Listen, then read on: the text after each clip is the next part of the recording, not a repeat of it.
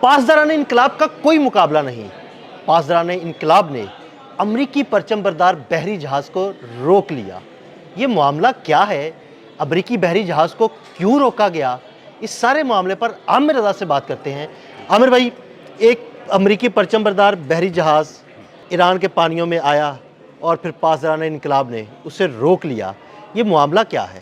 دیکھیں، سب سے پہلی بات تو یہ ہے کہ اس بات کو سمجھیں کہ اب وہ جنگ جو کہ ہم کہہ رہے تھے کہ دستک دے رہی ہے، knocking at the door of Iran ہے، ابراہم لنکن آ گیا ہے، اس کا آغاز ان جھڑپوں سے ہو گیا ہے۔ یعنی یہ وہ جھڑپیں ہیں جس طرح سے ایک ڈرون اڑا، ابراہم لنکن پر گیا اور وہاں پر سے ڈیٹا ٹرانسفر کیا اور اس کے بعد اس کو گرا لیا گیا۔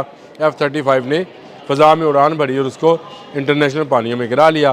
اسی طرح ایران کی کشتیاں، جو جنگی کشتیاں ہیں، وہ مسلسل سرویلنس پر ہیں اپنے اپنے علاقے کے اندر۔ وہ جانتی ہیں کہ امریکنز رات ہو دن ہو 24 گھنٹے وہ اس کوشش میں ہیں کہ کسی نہ کسی طریقے سے اس کو خلیج فارس کو اور آبنائے ہرمز کو ملنے والا جو گیٹ وے ہے، آئل گیٹ وے کہتے ہیں اس کو بند کرنے کی کوشش کرے گا، جس سے ایران کی تیل کی ترسیل جو ہے وہ رک جائے گی۔ اور یہ ایسے ہی ہے جیسے ایران کی لائف لائن روک لی جائے یا اس کی آکسیجن بند کر دی جائے۔ اس کی حفاظت کے لیے ایران نے ایسا زبردست سسٹم اور نظام بنا رکھا ہے کہ کوئی پرندہ بھی اس کے پانیوں کے قریب سے نہیں گزر سکتا۔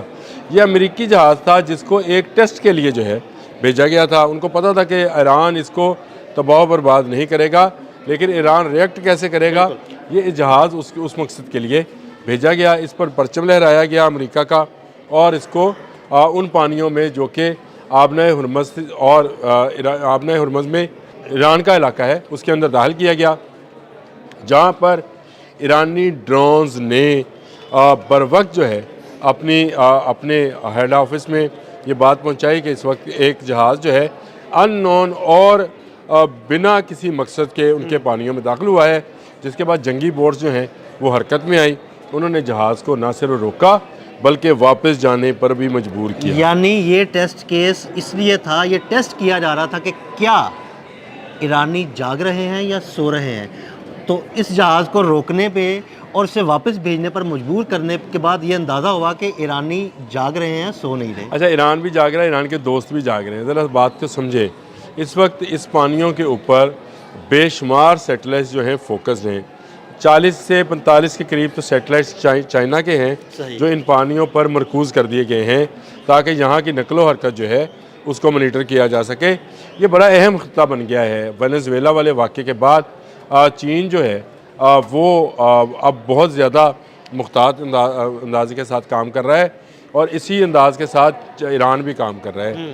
ایران نے اس جہاز کو ڈبویا نہیں، ایران کی کشتیوں نے اس جہاز کو گھیرے میں لیا، اوپر ڈرونز نے فلائی کیا، بتایا کہ یہ ہمارا علاقہ ہے، یہ انٹرنیشنل پانی نہیں ہے، آپ واپس چلے جاؤ۔ یہ وارننگ تھی اور اس کے بعد اس کو لاسٹ وارننگ دی گئی کہ اگر آپ نے رخ تبدیل نہ کیا تو آپ کو تباہ کیا جا سکتا ہے۔ اور وہ اس وارننگ سے کیا سمجھے کہ اگر یہ ٹیسٹ کیس تھا، ایک جہاز آیا ان کے پانیوں میں اور اسے انہوں نے پکڑ کے واپس بھیج دیا، اس کا مطلب ہے کہ آئندہ یا آنے والے چند گھنٹوں میں یا چند دن میں امریکہ ایسی کوئی غلطی کرنے والا نہیں؟ لیکن عدیل بھائی، سب سے پہلی بات تو یہ ہے کہ جمعے کو مذاکرات ہونے ہیں اور ان مذاکرات میں جو ہے پیش رفت اسی صورت میں ہونی ہے جب ان پانیوں میں امن ہوگا۔ لیکن آپ دیکھ لیں، کل اناؤنس ہوا اور یہ کہا گیا کہ ابھی تک اس کا ایجنڈا سامنے نہیں آیا ہے۔ اس کے باوجود کل ایک ڈرون جاتا ہے جو کہ ایران کی طرف سے گیا اور اس نے سرویلنس کہہ لیں یا اس کو کہہ لیں جاسوسی کہہ لیں، اس نے اپنا کام مکمل کیا اور اس کے بعد ایک امریکی جہاز جو ہے وہ ایرانی پانیوں کے اندر آیا۔ تو اس کا مطلب یہ ہے کہ اس کو آپ سرحدی جھڑپیں کہیں، پانیوں کی بھی سرحدیں ہیں۔ آپ یہ نہیں کہہ سکتے کہ سارے کا سارا سمندر امریکہ کا ہے یا سارے کا سارا سمندر ایران کا ہے یا پاکستان کا ہے یا رشیا کا ہے۔ سمندر کی حدود ہیں، کتنے ناٹیکل مائل تک کون سا ملک ہے اور کون سا انٹرنیشنل وے ہے تاکہ وہاں سے دنیا کے جہاز گزر سکیں۔ تو یہ ایک ایسا مسئلہ ہے جس کو لے کر ایران جو ہے اس وقت بہت سینسٹیو ہے اور اس نے اپنی سینسٹیوٹی بھی دکھائی اور اپنی ٹیکنالوجی کو بھی شو کیا ہے۔ میں نے دو روز پہلے یہ بات بتائی تھی کہ اس وقت جتنی آپ کہہ لیں کہ سرویلنس ہے وہ بائیڈو کے ذریعے کی جا رہی ہے۔ بائیڈو جو ہے یہ چینی سسٹم ہے جس کو ایرانیوں نے جو ہے استعمال کرنا شروع کر دیا ہے. اس سے نہ صرف وہ اپنی نیویگیشن کو بہتر بنا رہے ہیں بلکہ دوسری نیویگیشن کو ٹریک بھی کر رہے ہیں. بالکل. یعنی جو جی پی ایس اورینٹیڈ نیویگیشنز ہے جو کہ امریکنز ہیں ان کو نہ صرف ٹریک کر رہے ہیں بلکہ بر وقت جو ہے ڈیٹا کنٹرول سینٹر تک پہنچا رہے ہیں. یہ وہ معاملہ ہے جس کو لے کر امریکہ جو ہے خوف زدہ ہے. یہ چھوٹی چھوٹی جو چیزیں سامنے آ رہی ہیں ایک دن میں یا ایک ہی رات میں سمجھ لیں کہ دو ایسے واقعات چند گھنٹوں میں دو ایسے واقعات ہوئے ہیں جس نے امریکہ کو خوف میں مبتلا کر دیا. ایک تو ان کا ڈرون اڑنا، پوری سرویلنس کرنا، وہ ابراہم لنکن تک پہنچ جانا، اس کی معلومات دے دینا. دوسرا امریکی پرچم بردار بحری جہاز کو روکنا، اس کو راستہ بدلنے پر مجبور کرنا. تو بڑی کامیابی ہے ایران کی. میرا خیال ہے یہ کامیابی اس لیے بھی اس کو کامیابی میں کہتا ہوں کیونکہ ان کا ڈرون ابراہم لنکن سے اوپر سے فلائی کر گیا. بالکل. یہ خطرناک بات ہے. اور اس کا ڈیٹا جو ہے وہ ٹرانسفر بھی ہو گیا. یعنی آپ اس کی ڈیٹا ٹرانسفرمنگ کو جیم نہیں کر پائے. آپ نے وہ ہونے دیا یا آپ اس کو روک نہیں پائے. یقیناً نہیں روک پائے ہوں گے. لیکن اگر آپ روک نہیں پائے ہیں تو اس کا مطلب یہ ہے کہ اس وقت اس جہاز کے متعلق تمام معلومات جو ہیں وہ ایران اور چین کے پاس ہیں. ایسے ہی ہے. اور اس کا مطلب ہے بھائی چین معلومات ایران کے ذریعے ہوتے ہوئے چین تک پہنچ جانا بہت بڑی بات ہے. اچھا، یہ بہت سارے لوگ جو ہیں یہ سوال پوچھیں گے بھی کیونکہ اس سے پچھلا بھی لوگ ہم نے اسی بات پر کیا تھا کہ وہ جو ڈرون تھا شاہد 139 وہ تھا تو اس میں ڈیٹا کیا تھا سب کو پتہ ہے. ابراہم لنکن کا میں نے 2-3 ولاگ کیے. آپ نے ایک فلم کتنا بڑا بحری جہاز ہے، کتنے طیارے اس پہ ہیں، کون سا انٹرسیپٹر سسٹم ہے، کتنے اہلکار ہیں، یہ ساری ایسی معلومات ہیں. پھر کون سا ڈیٹا تھا جو شاہد 139 لے کر گیا؟ وہ یہی والا لے کے گیا. نہیں، یہ ڈیٹا نہیں لے کے گیا. یہ ڈیٹا آپ کو نیٹ پر اویلیبل ہے. آپ ابراہم لنکن کے متعلق کھولیں آپ کو پتہ چل جائے گا. عدیل بھائی، ڈیٹا یہ ہے کہ اس کے اندر جو دوسرے سگنل ٹریکنگ سسٹمز ہیں وہ کون سے ہیں. اچھا، زبردست. یہ بڑی زبردست. یعنی ان کے اندر وہ ٹیکنالوجی جس میں ایسے سگنلز جو ہیں وہ دیے جاتے ہیں جس سے آپ کے میزائلز جو ہیں وہ کام نہیں کر سکتے ہیں، یعنی اس کی طرف نہیں آ سکتے ہیں.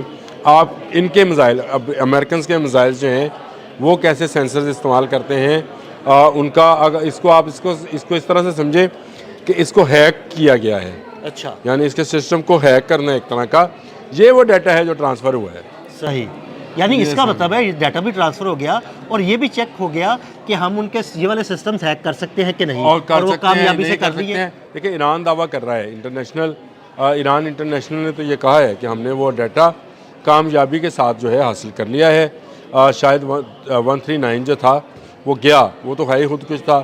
تو اب یہ جہاز کا روکنا اور بر وقت کارروائی کرنا میرا خیال ہے شاید یہ اس ڈیٹے کی بدولت نہ ہو کیونکہ ان کے تمام سگنلز جو ہیں ان کو اگر انٹرسیپٹ کیا جا رہا ہے یعنی اس کو روکا جا رہا ہے یا اس میں خلل ڈالا جا رہا ہے تو اس کا مطلب ہے کہیں نہ کہیں یہ ڈیٹا جمع بھی کیا جا رہا ہے اور وہاں سے یہ ڈیٹا ریئل ٹائم میں آگے ٹرانسفارم ہو رہا ہے، یعنی آگے پھیلایا بھی جا رہا ہے. تو یہ ایک چیز امریکنز کے لیے واقعی خطرناک ہے. میں تو سمجھتا ہوں خطرناک ہے. بالکل، بہت شکریہ عامر رضا جی. بالکل، عامر رضا نے بڑی تفصیل کے ساتھ آپ کو یہ بتایا کہ آبنائے ہرمز اور خلیج فارس کے پانیوں میں آنے والے امریکی بحری جہاز کو کس مقصد کے لیے بھیجا گیا، اسے کیسے روکا گیا اور اسے کیسے راستہ تبدیل کرنے پر مجبور کیا گیا، اور یہ بھی بتایا کہ وہ ڈرون جو ایران سے اڑا اور امریکی بحری بیڑے کی مکمل تفصیلات لے کر ایران کو منتقل بھی کر دی. یہ ساری تفصیلات عامر رضا نے آپ کو بتائیں. عدیل احمد اور عامر رضا کو اجازت دیجیے گا. اللہ حافظ.